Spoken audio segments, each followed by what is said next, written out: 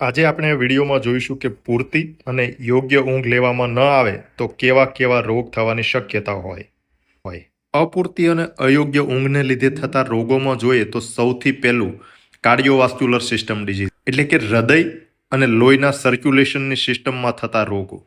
જો પૂરતી ઊંઘ ન લેવામાં આવે તો હાર્ટ એટલે કે હૃદય અને બ્લડ વેસલ એટલે કે લોહીની નસ પર વધારે સ્ટ્રેઇન પડે અને તેના લીધે સિરિયસ કાર્ડિયોવાસ્ક્યુલર પ્રોબ્લેમ થવાની શક્યતાઓ વધુ રહેતી હોય. એની અંદર સૌથી પહેલું જોઈએ તો હાઇપરટેન્શન એટલે કે બ્લડ પ્રેશરની સમસ્યા. પૂરતી ઊંઘ ન લેવામાં આવે તો બ્લડ પ્રેશર વધે અને એના કારણે અનેક રોગો થવાની શક્યતા રહેતી હોય. ખાસ કરીને હાર્ટ એટેક તથા સેવી સ્ટ્રોક એટલે કે પેરાલિસિસ થવું જેવી ગંભીર સમસ્યાઓ પણ થવાની શક્યતાઓ વધુ રહેતી હોય. આ ઉપરાંત વાસ્ક્યુલર ડિઝીઝ એટલે કે વધારે પડતા બ્લડ પ્રેશરના લીધે જે લોહીની માઇક્રોવેસલ એટલે નાની નાની નસો હોય એને ડેમેજ થાય. દાખલા તરીકે કિડનીની અંદર લોહીને ફિલ્ટ્રેશન કરતી નાની જે લોહીની નસો હોય એના ઉપર દબાણ આવવાના લીધે કિડની ફેલિયર થવું જેવી શક્યતાઓ પણ વધુ રહેતી હોય.